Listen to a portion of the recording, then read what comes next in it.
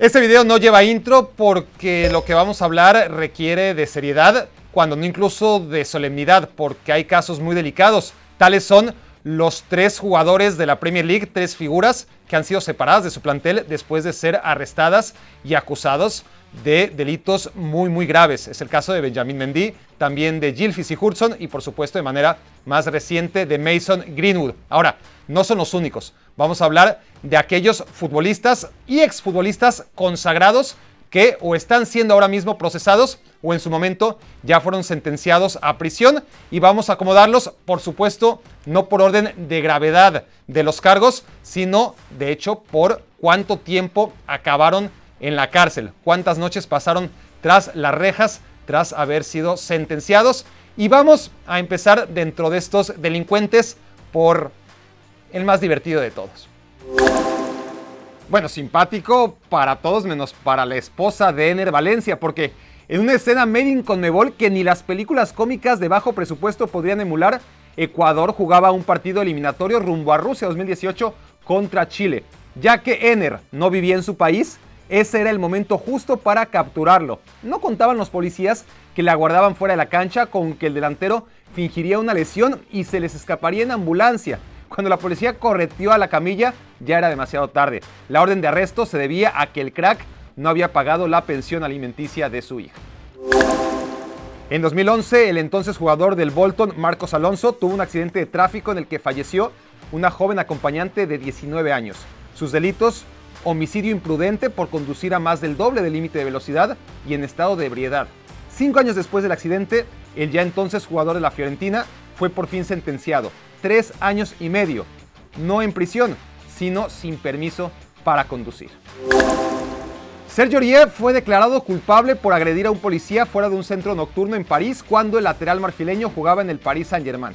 Ocurrió en 2016. La condena fue 2 meses de cárcel, misma que Aurier no tuvo que cumplir tras apelar la sentencia. En abril del año pasado, el 2 veces mundialista alemán Christoph Metzelder fue declarado culpable por distribuir pornografía infantil a través de WhatsApp.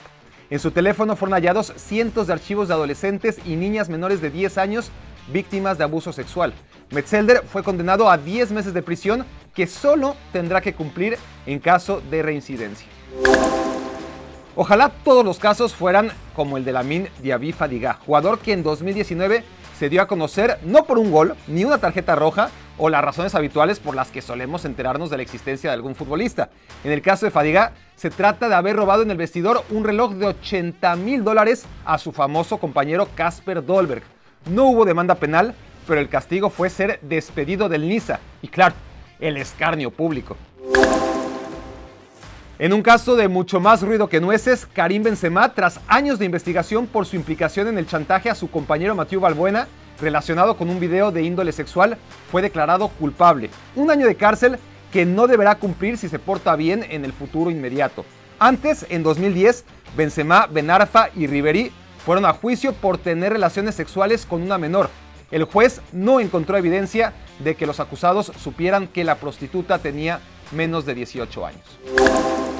Arda Turan fue condenado a 3 años de prisión por agredir a un cantante turco, mandarlo al hospital y encima visitarlo con un arma de fuego y detonarla dentro del nosocomio. Esto ocurrió en 2019. El exatlético y Barcelona causó pánico disparando al suelo con el arma que poseía ilegalmente. Si no comete delitos en los próximos 5 años, Arda no tendrá que pisar la cárcel.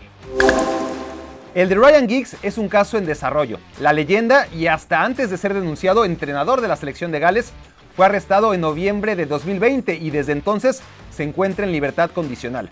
Su juicio ha sido postergado hasta agosto próximo como consecuencia de las medidas por COVID-19. Giggs es acusado de cometer violencia de género contra su exnovia y la hermana de esta. Él niega los cargos.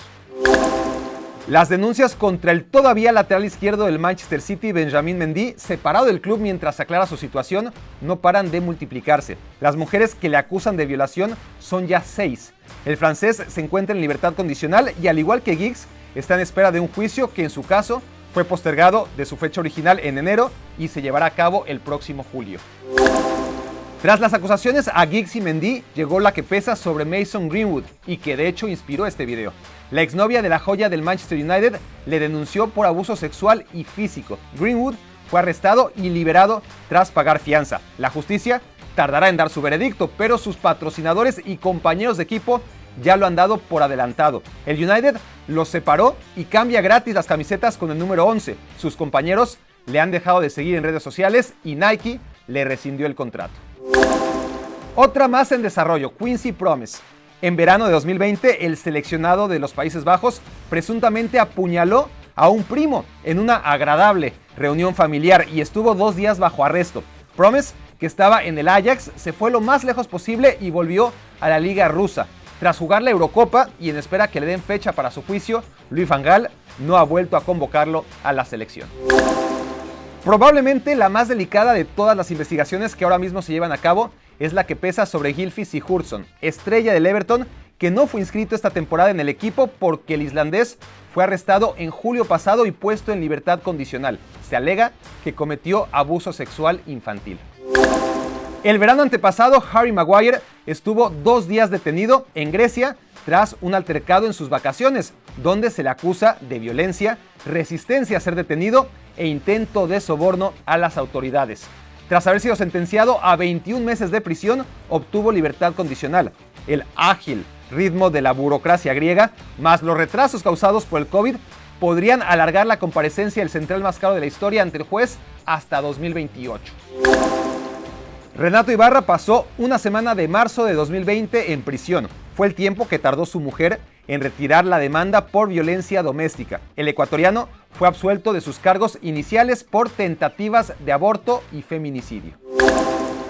¿Alguien se acuerda de Jermaine Pennant?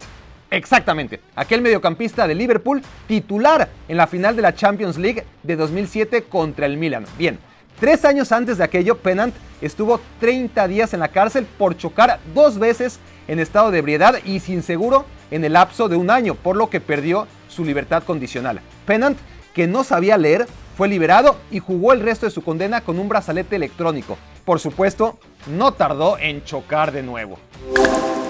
De Joey Barton podríamos hacer un top 10 de él solito para relatar todas las veces que ha sido sentenciado. La de mayor gravedad ocurrió en 2007, cuando fue grabada una golpiza en el centro de la ciudad, donde dejó a un hombre inconsciente y luego desdentó a un adolescente. El entonces jugador del Manchester City se fue al Newcastle porque había mandado al hospital a su compañero Ousmane Dabo. Ya sin posibilidad de libertad condicional por su colección de altercados, Barton estuvo 74 días en prisión.